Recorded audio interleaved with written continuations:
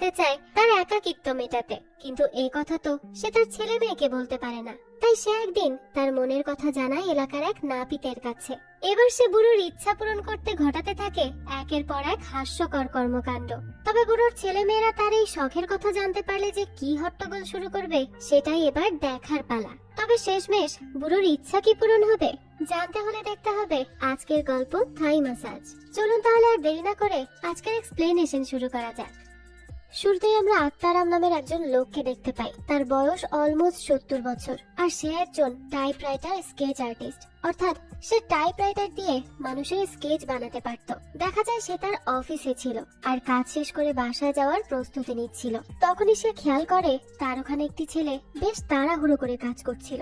এটা দেখে সে তাকে বলতে থাকে যে তাড়াতাড়ির কাজ হয় শয়তানের, তাই ধীরে ধীরে সে যেন তার কাজ করে, এটাই উচিত। এর থেকে বোঝা যায় যে আত্মারামের মধ্যে জীবনের অনেক অভিজ্ঞতা আছে এবং সে সব সময় নিয়মানুবর্তিতা বজায় রেখে চলে। অর্থাৎ সে খুবই গোছানো একজন মানুষ। যাক, তো সে তার কাজ শেষ করে বাসার উদ্দেশ্যে রওনা হয়। তখনই তার এক কলিগ তাকে বিজয় নামের একজনের সাথে দেখা করিয়ে দেয়। সে বিজয়কে জানায় যে আত্মারাম হলো টাইপরাইটার স্কেচ আর্টিস্ট এবং তার একটি ব্লগিং চ্যানেলও আছে।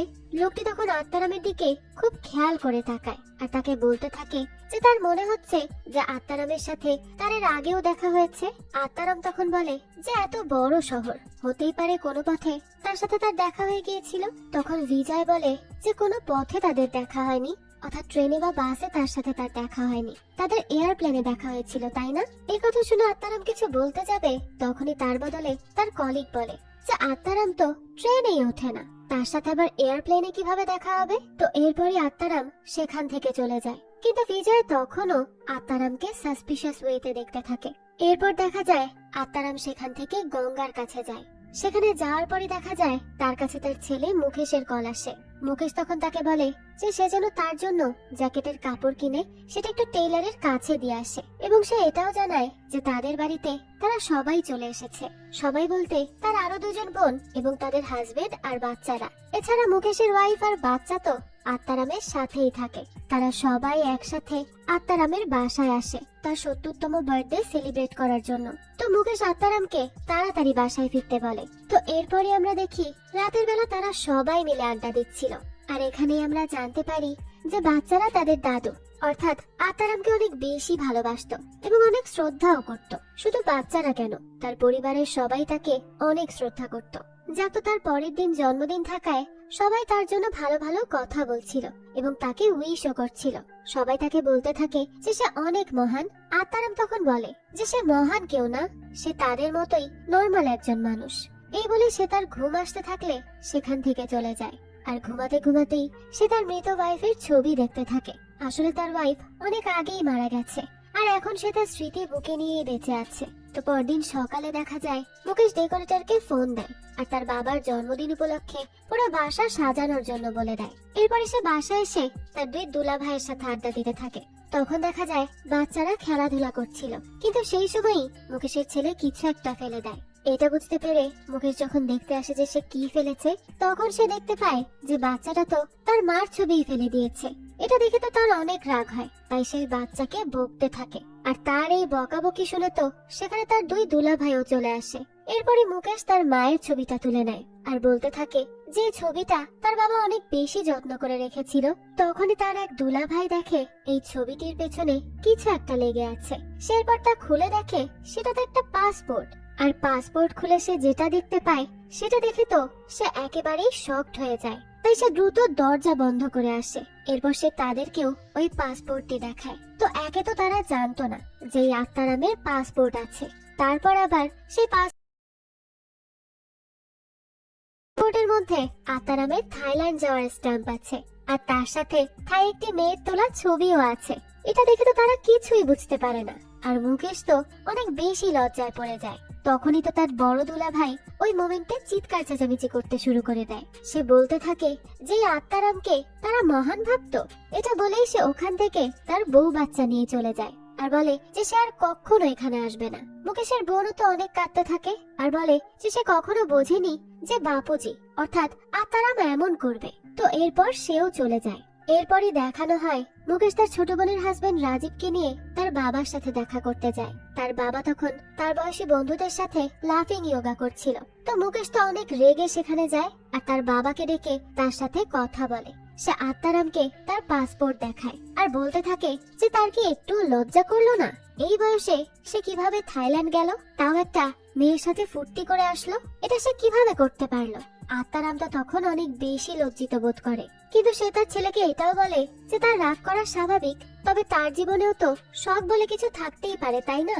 তখন সে আরো বলতে থাকে যে বয়সকালে সে মুকেশের মার সাথে অনেক ভালো সময় পার করেছে, তাদের মধ্যে অনেক রোম্যান্স ছিল, কিন্তু তার মা মারা যাওয়ার পর থেকে তার জীবনে আর সুখ বলে কিছুই ছিল না, না মেন্টালি তার সুখ ছিল আর না ফিজিক্যালি। তাছাড়া তার বয়সও হয়ে যাচ্ছিল, কয়দিন পর সে আরো বেশি উইক হয়ে যাবে। তাই সে শেষবারের মতো তার জীবনটাকে উপভোগ করতে চেয়েছিল এবং একটি মেয়ের সাথে সময় কাটাতে চেয়েছিল, কিন্তু কি করবে কিভাবে করবে তার কিছুই সে জানতো না।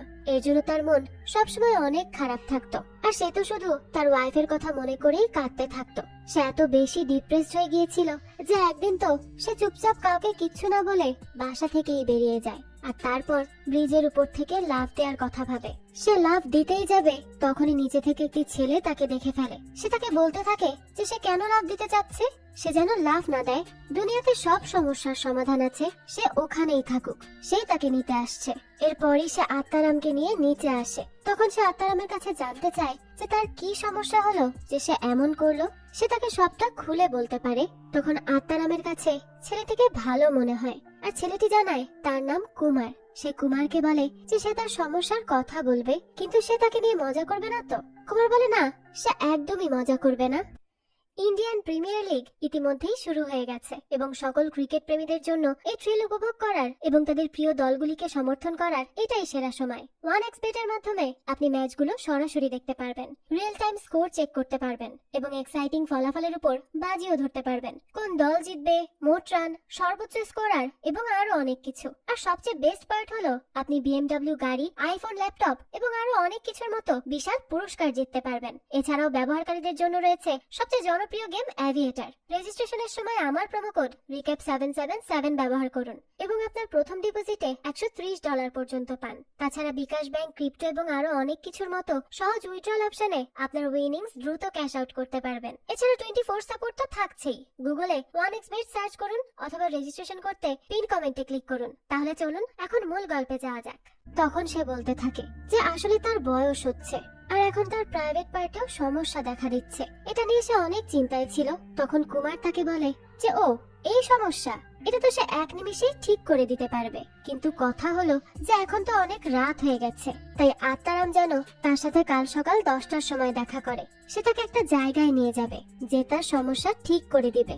আত্মারামও তখন কুমারের উপর বিশ্বাস করে এবং পরদিন তার বলা টাইমেই সে তার সাথে দেখা করতে যায়। কুমার তার জন্য ঘোড়ার গাড়ি নিয়ে এসেছিল, তাতে করে সে তাকে একজন বাবার কাছে নিয়ে যায় আর এই বাবার নাম হলো খান বাবা। তো কুমার আত্মারামকে জানায় যে এই খান বাবার কাছে স্পেশাল এক ফর্মুলা আছে, যেটির জন্য খান বাবা এই 85 বছর বয়সে এসেও একটি সন্তান জন্ম দিয়েছে। যাক, তো এরপরই তারা ওই খান বাবার সাথে দেখা করে। কুমার খান বাবার কাছে গিয়ে তাকে আত্মারামের সমস্যার কথা জানায়। তখন খান বাবা তাকে বলে যে এই সমস্যা এটা ঠিক হয়ে যাবে, তবে এই সমস্যা ঠিক করার জন্য তাকে রোজ 10 থেকে 15টা করে পেঁয়াজ খেতে হবে, শুধু পেঁয়াজ খেতেই থাকতে হবে, আর যত বেশি সে সিট আপস দিতে পারে ততই ভালো। তাহলে সে দেখবে এক সপ্তাহের মধ্যেই তার সমস্যার সমাধান হয়ে যাবে। এই কথা শুনে তো আত্মারাম মহা খুশি। এরপরই সে বাসায় গিয়ে নাস্তা, লাঞ্চ, ডিনার সবকিছুতেই শুধু পেঁয়াজ খেতে থাকে। তাকে এভাবে পেঁয়াজ খেতে দেখে মুকেশ জানতে চায় যে সে এত পেঁয়াজ কেন খাচ্ছে, তার কি কোনো সমস্যা আছে। এটা শুনে আত্মারাম বলে যে হ্যাঁ, আসলে তার হাঁটুতে একটু সমস্যা হয়েছে, যার জন্য একজন তাকে কাঁচা পেঁয়াজ খেতে বলেছে। যাক, তো সে এভাবেই তার পেঁয়াজ খাওয়া কন্টিনিউ রাখে আর সেই সব ব্যাপারে তার বন্ধুকেও জানিয়েছিল, কিন্তু তার বন্ধু তাকে এই বিষয়ে সাপোর্ট করে না। সে তাকে বলতে থাকে যে এই বয়সে তার এসবের কি প্রয়োজন, বয়স হয়েছে এখন, কোথায় সে পূজা পাঠ বেশি করে করবে, তা না সে আছে তার শারীরিক চাহিদা নিয়ে। সে এভাবে বললে তো আত্মারাম বেশ কষ্ট পায়, তার খুবই খারাপ লাগে যে কেউই তার বিষয়টা বুঝলো না। তার বয়স হয়েছে বলে কি তার কোনো চাহিদা থাকবে না? তো দেখা যায় আত্মারাম তো হাল ছাড়ে না, সে তার ওয়াইফের সাথে কাটানো ভালো মুহূর্তগুলোর কথা মনে করতে থাকে এবং নিজের মধ্যে আশা জোগাতে থাকে। এরপর একদিন রাতের বেলা সে সিট আপস করছিল, তখনই তার কাছে কুমারের কল আসে। সে সময় আমরা কুমারের আসল রূপ দেখতে পাই। সে তার বন্ধুদের নিয়ে একত্রে বসে আত্মারামকে কল করে এবং আত্মারামের প্রসেস কতদূর কি চলছে সেটা জানতে চায়।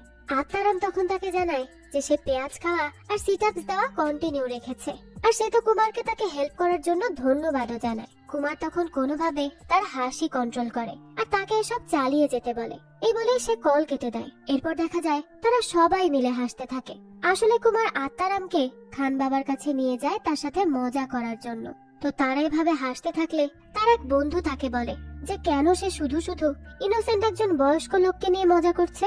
তখন কুমার বলে যে তার বাসায় টিভি আছে, তাই সে টিভি দেখে এন্টারটেইন হয়, কিন্তু তাদের বাসায় তো টিভি নেই, এর জন্য তারা মানুষকে ধরে এন্টারটেইন হয়। এরপরই দেখানো হয় একদিন রাত 2টার সময় হঠাৎ করে আত্মারাম খুশিতে চিৎকার করে ওঠে এবং নাচতে শুরু করে। তখন তো মহল্লার সবাই এবং তার ছেলের বউ সবাই ঘাবড়ে যায়। তারা তাড়াতাড়ি করে তার রুমে চলে আসে এবং আত্মারামের কি হয়েছে এইটা জানতে চায়। আত্মারাম তখন বলে যে কারেন্ট চলে এসেছে।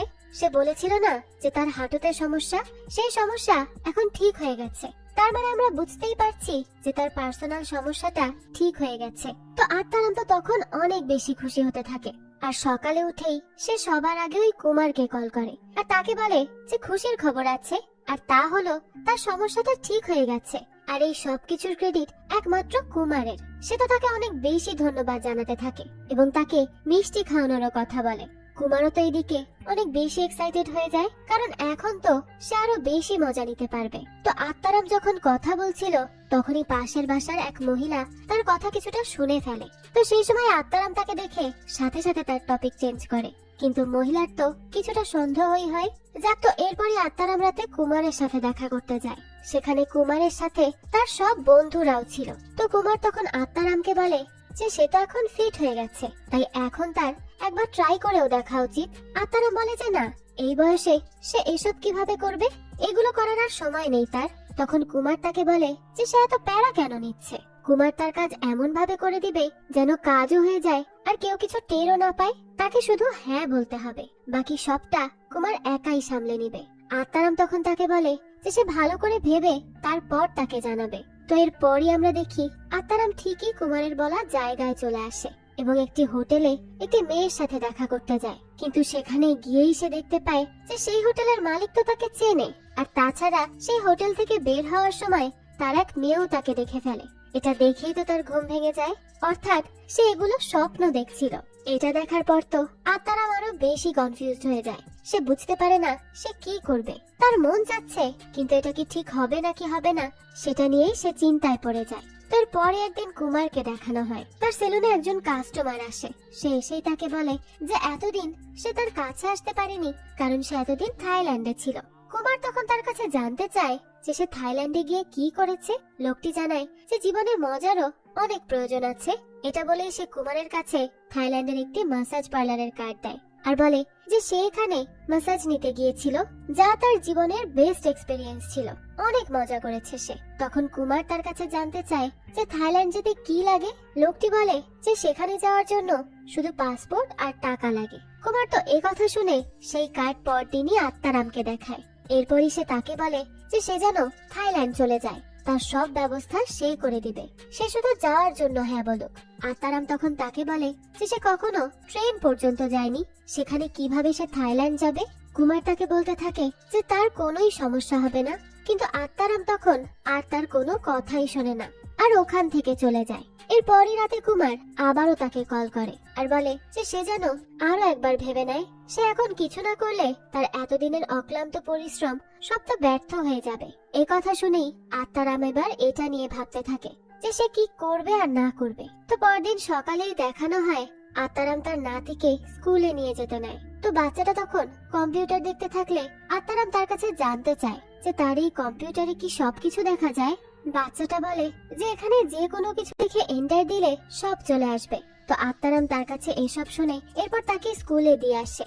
তারপর তার ছোট নাতিকে পাশের বাসার সেই মহিলার কাছে রেখে সে বাসায় গিয়ে কম্পিউটার দেখতে থাকে এবং সেখানে সে ব্যাংকক গার্ল লিখে সার্চ করে। তখন খুব বাজে একটি ভিডিও সেখানে অন হয়ে যায়। এদিকে সেই পাশের বাসার মহিলা আরেকজনকে বলতে থাকে যে তার মনে হয় আত্মারামের কোনো অবৈধ সম্পর্ক আছে আর কেউ একজন হয়তো পেছনের দরজা থেকে তার সাথে দেখা করতে আসে। সেটা প্রেডিক্ট করে আত্মারামের বাসায় গিয়ে দরজা ধাক্কাতে থাকে। এখন তো আত্মারাম অনেক বেশি ঘাবড়ে যায়। সে তো ভিডিওটি অন করে ফেলেছে, কিন্তু বন্ধ কিভাবে করবে তা বুঝতে পারে না। তখনই সে কম্পিউটারের উপর কাপড় দিয়ে ঢেকে দিয়ে দরজা খোলে। দরজা খুললেই সেই মহিলা সেই রুমের মধ্যে চলে আসে। আর সেখানে তো কম্পিউটারে বাজে শব্দ হচ্ছিল, আর মহিলাটি এসেই তো সেটা দেখে ফেলে।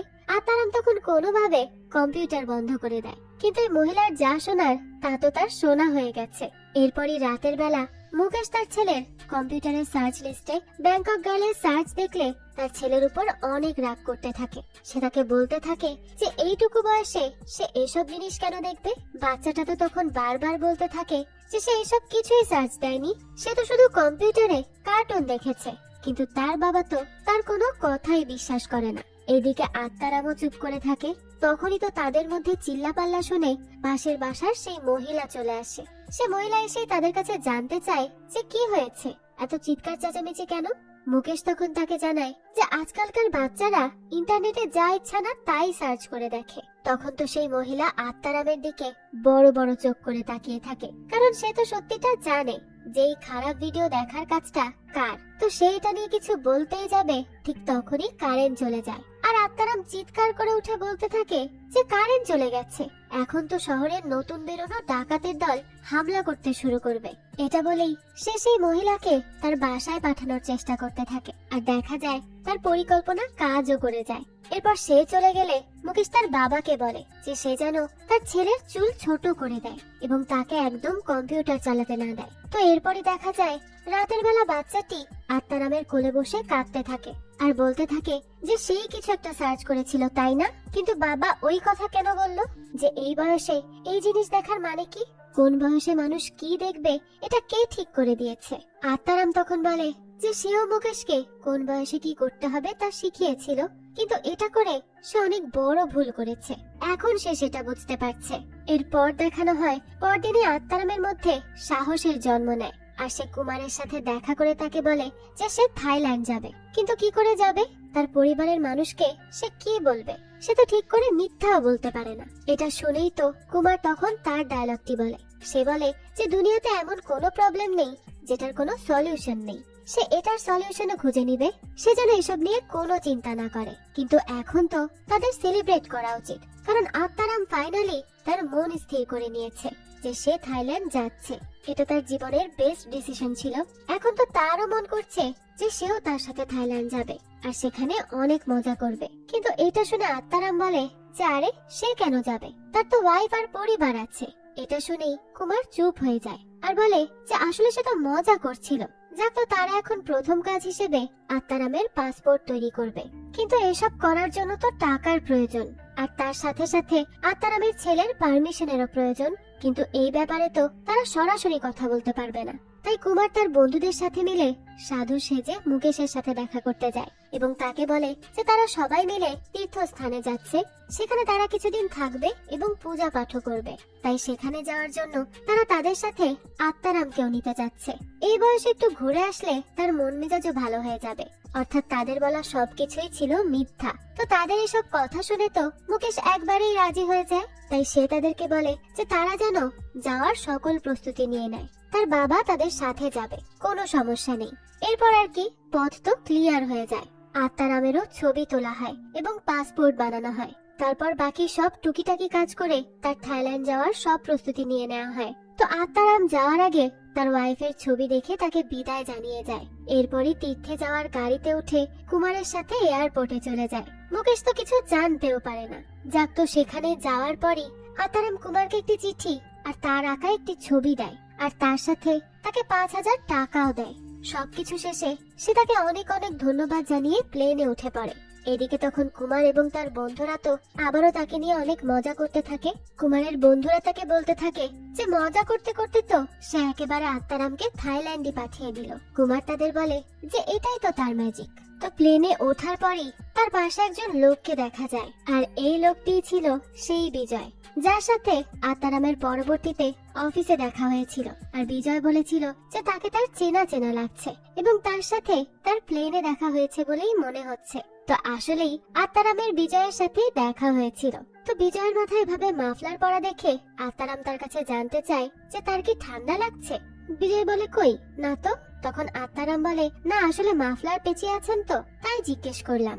বিজয় তখন বলে যে যারা পরিবার ছাড়া থাইল্যান্ডে যায় তারা এভাবেই মুখ লুকিয়ে মাফলার পরে যায় যাতে করে পরিচিত কেউ তাদের দেখে না ফেলে, আর আপনিও তাই করুন। তো তার এইসব কথা শুনে তো আত্মারাম আশপাশটা ভালো করে দেখে নেয় যে তার কোনো পরিচিত কেউ আছে কিনা। এরপরই তার চাদর দিয়ে মুখ লুকিয়ে নেয়। এদিকে দেখানো হয় রাতের বেলা কুমার তার বন্ধুদের নিয়ে আবারও আত্মারামের কথা বলতে থাকে। সে আত্মারামের তাকে লেখা চিঠিটি পড়ে সবার সামনে। সেখানেও আত্মারাম তাকে অনেকবার ধন্যবাদ জানায়, কিন্তু কুমার তখনও তাকে নিয়ে মজাই করতে থাকে আর তার বন্ধুরাও তাকে নিয়ে হাসাহাসি করতে থাকে। তবে আত্মারামের তার আঁকা ছবিটা দেখে তারা সবাই মুগ্ধ হয়। এরপর আবারও আমাদেরকে আত্মারামকে দেখানো হয় তারা অলরেডি ব্যাংকক পৌঁছে গেছে।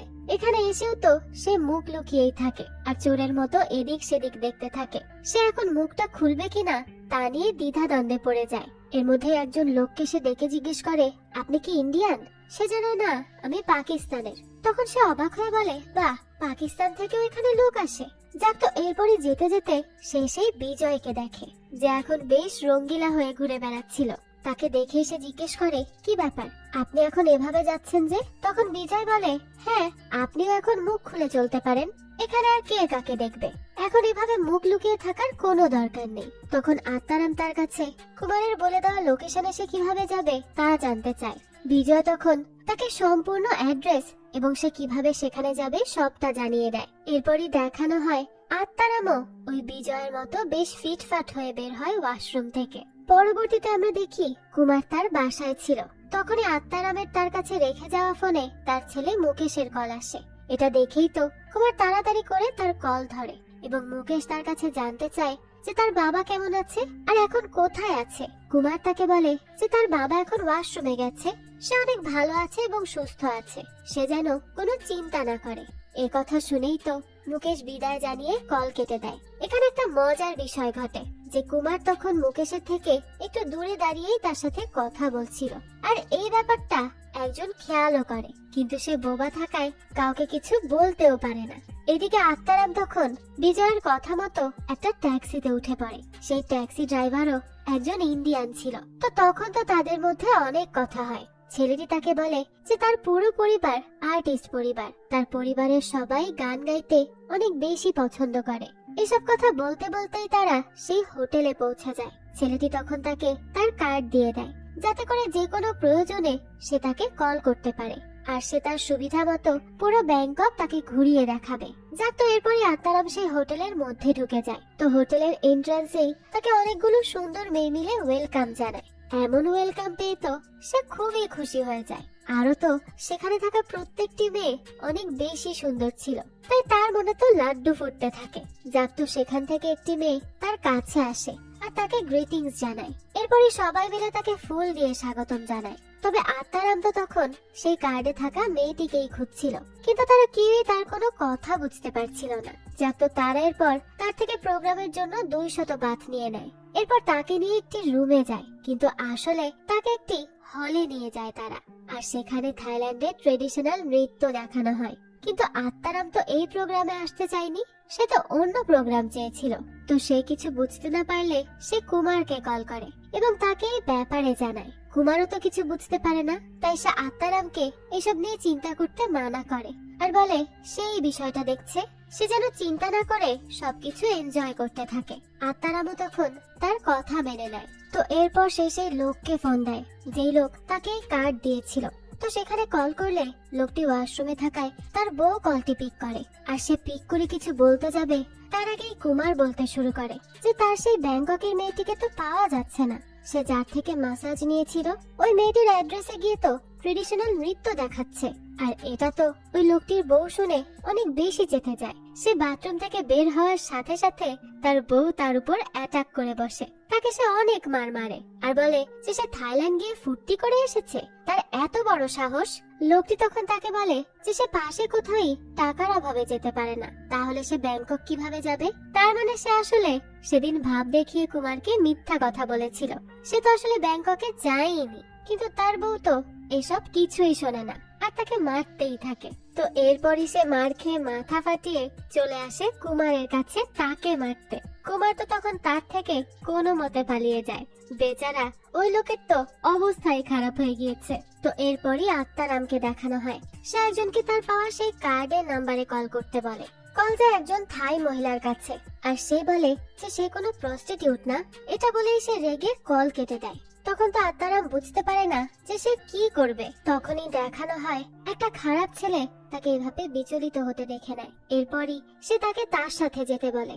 সে বলে যে সে তাকে সেই কার্ডের মেয়েটির কাছে পৌঁছে দিবে। তো এই কথা শুনেই তো আত্মারাম তার সাথে যেতে রাজি হয়ে যায়, আর গাড়িতে উঠে কুমারকে কল করে জানায় যে সে মেয়েটির অ্যাড্রেস একটি ভালো ছেলের মাধ্যমে পেয়েছে এবং সে তাকে সেখানে নিয়ে যাচ্ছে। এটা বলেই সে কল কেটে দেয়। কিন্তু ছেলেটা তো আসলে কোনো ভালো ছেলে ছিল না। সে তাকে অসহায় দেখে তার আড্ডার জায়গায় নিয়ে যায় আর তার থেকে তার ব্যাগ নিয়ে নেওয়ার চেষ্টা করে। কিন্তু তখনই তো আত্মারাম অনেক বেশি ঘাবড়ে যায় আর সে তার ব্যাগ বাঁচানোর চেষ্টা করতে থাকে। সে লড়াই করতে থাকে। তখনই ফরচুনেটলি পুলিশ চলে আসে। তখন তো ওই গ্রুপের সবাই সেখান থেকে পালিয়ে যায় আর আত্মারাম এদের হাত থেকে বেঁচে যায়। এরপরে দেখানো হয় আত্মারাম সেই ইন্ডিয়ান ট্যাক্সি ড্রাইভারের সাথে কন্ট্যাক্ট করে। সে এবার তাকে তার হোটেল রুমে পৌঁছে দেয় আর বলে যে সে তাকে আগে বলবে না যে সে থাইল্যান্ডে আসলে কেন এসেছে। তাহলে তো সে তাকে আগেই আসল জায়গায় নিয়ে যেত, যেখানে সে যেই মেয়ে খুঁজছে তার থেকেও বেটার মেয়েদের পাওয়া যাবে। এটা বলে সে তাকে রেস্ট করতে বলে আর ওখান থেকে চলে যায়। কিন্তু আত্মারাম তো অনেক বেশি ভয় পেয়েছিল। সে আজ যে জিনিসটা এক্সপেরিয়েন্স করেছে আরো অন্য দেশে এসে একদম একা, তাই এইসবের জন্য সে অনেক বেশি ঘাবড়ে গিয়েছিল। তার তো ভয়ের কোনো ঠিকানাই থাকে না। তো এরপরে সে কুমারকে কল করে এবং তার সাথে হওয়া সবকিছুর কথা সে তাকে জানায়। তাকে এভাবে কাঁদতে দেখে কুমারও তো অনেক বেশি চিন্তায় পড়ে যায় আর সে তাকে শান্ত করার চেষ্টা করতে থাকে। সে আত্মারামকে বলে যে যা হওয়ার তা তো হয়ে গেছে, তবে সে যে ঠিক আছে এটাই হলো সবচেয়ে বড় পাওয়া। এখন সে যেই কাজে গিয়েছিল তা কুমার ঠিক করে ফেলেছে, এখন আর কোনো সমস্যাই হবে না। তাই সে নিশ্চিন্তে সে যা করতে গেছে তাই করুক। আত্মারাম তখন তাকে বলে যে সে আর এগুলো করতে চায় না, তার সব ইচ্ছা চলে গেছে, এখন সে দেশে ফিরতে চায়, তার আর এখানে ভালো লাগছে না। কুমার তখন তাকে বলে যে সে কষ্ট করে এত দূর গেল আর এখন সে এই কথা বলছে, এসব বললে কি হবে? তাকে স্ট্রং থাকতে হবে এবং তার কাজ শেষ করেই তারপর ফিরতে হবে, তাহলে তার আর কোনো আফসোস থাকবে না। তো এভাবেই সে আত্মারামকে ভরসা দিলে সে একটু শান্ত হয়। তো এরপর তিনি সে সেই ড্রাইভারকে সাথে নিয়ে কুমারের বলা নতুন লোকেশনে যায়। সেখানে তো অনেক সুন্দর সুন্দর মেয়ে ছিল আর এই সবাই ছিল প্রস্টিটিউট। তো তখন এত সুন্দর সুন্দর মেয়েদের দেখে তো আত্মারাম ভীষণ খুশি হয়ে যায়, তবে সে আবার অনেক নার্ভাসও ছিল। যাক, তো এরপরই তারা একটি বারে যায়। সেখানে যাওয়ার পরই দেখা যায় ড্রাইভার তাকে একটি মেয়ে খুঁজে দেয় এবং তার সাথে তাকে হোটেলে পাঠিয়ে দেয়। কিন্তু আত্মারাম তো অনেক বেশি নার্ভাস হয়ে পড়ে, সে কিভাবে কি করবে তা বুঝতেই পারে না। তখনই মেয়েটি তার কাছে আসে আর তাকে সিডিউস করতে থাকে। আত্মারাম তো তখন সাথে সাথে তার থেকে দূরে সরে যায় আর তাকে বলে গোসল করে নিতে। মেয়েটিও তাই করে। তবে সে গোসল করে এসে দেখে আত্মারাম তো সেখানেই ঘুমিয়ে পড়েছে। সে তাকে অনেকবার জাগানোর চেষ্টা করে কিন্তু আত্মারাম তো ওঠেই না। তাই কিছুক্ষণ পর মেয়েটাও ওখান থেকে চলে যায়। সে চলে যাওয়ার পরই দেখা যায় আত্মারাম উঠে বসে। আসলে সে এতক্ষণ ধরে নাটক করছিল যাতে করে তার মেয়েটির সাথে ইন্টিমেট হতে না হয়। সে এত ঝুট ঝামেলা করে এখানে এসেছে তো ঠিকই, কিন্তু এই সব কিছুতে সে অনেক বেশি নার্ভাস হয়ে যাচ্ছিল। তাই যে কোনো ভাবেই হোক এই সবের থেকে বাঁচার চেষ্টা করছিল। যাক, তো পরদিনই সে নিজে নিজে সমুদ্রের পাড়ে ঘুরতে যায়। তখনই তাকে কুমার কল করে এবং তাকে বলে যে তার ছেলে অন্য কলে আছে আর সে তার সাথে কথা বলতে চায়। তো এরপরই কুমার দুইটা ফোন এক জায়গায় রেখে তাদের কথা বলিয়ে দেয়। মুকেশ তখন আত্মারামের কাছে সে ঠিক আছে কিনা এটা জানতে চায় এবং তার কাছে এটাও জিজ্ঞেস করে যে তার পায়ে কি ব্যথা আছে, তার কোনো সমস্যা হচ্ছে না তো। আত্মারাম তখন তাকে জানায় যে না, তার কোনো সমস্যা নেই, সে একদম ঠিক আছে আর এখানে অনেক ভালো লাগছে তার, সে যেন কোনো চিন্তা না করে। তো এরপরই সে তার সাথে কথা বলা শেষ করে কুমারের সাথে কথা বলে। কুমার তার আগের দিনের কাজ হয়েছে কিনা সেটা তার কাছে জানতে চায়। তখন আত্মারাম জানায় আসলে সবকিছু ঠিকই ছিল, কিন্তু লাস্ট মোমেন্টে সে আর কিছুই করেনি। মানে তার মেয়েটির জন্য খারাপ লাগছিল যে এত ছোট বয়সে টাকার জন্য তার মতো বৃদ্ধ একজন লোকের সাথে তাকে এইগুলো করতে হচ্ছে। এসব ভেবেই সে আর সামনে এগোতে পারেনি। তো আত্মারামের এসব কথা শুনে কুমার তখন তাকে বলতে থাকে যে তাদের কাজই তো এটা, আর সে ওখানে গিয়েছেই তো এসব করতে, এখন এগুলো ভাবলে কি করে হবে। আত্মারাম তখন তাকে বলতে থাকে যে সে তাকে আরেকটু মন স্থির করে তারপর ফোন করে জানাবে সব। এরপরই কুমার কল কেটে দেয়, কিন্তু তার পেছনেই তখন দাঁড়ানো ছিল সেই লোক যার বউ তাকে কুমারের কল ধরার পর অনেক মার মারে। তো সে এমনিতেই কয়দিন ধরে কুমারকে মরিয়া হয়ে খুঁজছিল, আর আজ তো সে তাকে ধরেই বলে যে সে তার বউকে কেন ফোন দিয়েছিল, তার সংসারে তার জন্য আগুন লেগে গেছে, সে তাকে ছাড়বে না। তো এটা বলেই সে ওখানে বাজারে সবার সামনে তাকে মারতে থাকে। আর তখনই সেখানে কুমারের বউ বাচ্চা চলে আসে, আর এটা দেখে তো অনেক বেশি লজ্জিত বোধ করতে থাকে। আর তার সাথে সাথে কুমারও তাদের দেখে বেশ লজ্জা পায়, তার খুব খারাপও লাগে। আর এখানে বলে দেই কুমার কোনো একটা কারণে তার বউ বাচ্চার সাথে থাকে না, আর সে এমনটা প্রায়ই করে, যার জন্য তার বউ তার উপর অনেক বেশি রেগেছিল। তো এরপর আবারও আমাদেরকে আত্মারামকে দেখানো হয়। সে সমুদ্রের পাড়ে বসেছিল আর একা একাই বালি নিয়ে খেলছিল। তারপর সবাই সেখানে মিলে গান গেয়ে নাচতে থাকলে সেও তাদের সাথে জয়েন করে আর সবার সাথে নাচতে থাকে। তখনই একজন ফরেনার মেয়ে যার নাম হলো রিয়া, সে হলো একজন রাশিয়ান, আর সে ওয়ার্ল্ড ট্যুরে বের হয়েছে। এখন পর্যন্ত সে 28টি দেশে ঘুরেছে, ইন্ডিয়াতেও গিয়েছে, এর জন্য কিছুটা হিন্দিও সে জানে। তো সে আত্মারামকে দূর থেকে দেখতে থাকে, তার কাছে তাকে ভালোও লাগে, এই জন্যই সে তার সাথে এসে জয়েন করে এবং দুজনে মিলে নাচতে থাকে। এরপর দেখা যায় তাদের দুজনের মধ্যে পরিচয় হয়। এরপর তারা একসাথে ডিনারও করে, বেশ এনজয় করে তারা। তো ডিনার করা শেষেই তারা দুজন মিলে থাইল্যান্ডের রাস্তায় হাঁটতে থাকে। রিয়া তখন তাকে তার ট্যুরের ব্যাপারে জানায় এবং বিভিন্ন জায়গার ছবিও দেখায়। আত্মারামও তাকে জানায় যে সে এখানে একদম একা এসেছে এবং এটাই তার ফার্স্ট টাইম প্লেন জার্নি ছিল। রিয়ার কাছে তখন আত্মারামকে অনেক বেশি কিউট লাগে। তো এরপরই আত্মারাম তাকে বলে যে সে এখানে একটি হোটেলে আছে, কিন্তু রিয়া কোথায় থাকছে। রিয়া জানায় যে সে রুম শেয়ার করে থাকার জন্য পার্টনার খুঁজছে। তখনই আত্মারাম তাকে বলে যে সে তো তার সাথে শেয়ার করে থাকতে পারে। রিয়া তো তার এই অফার শুনে বেশ খুশি হয়ে যায়।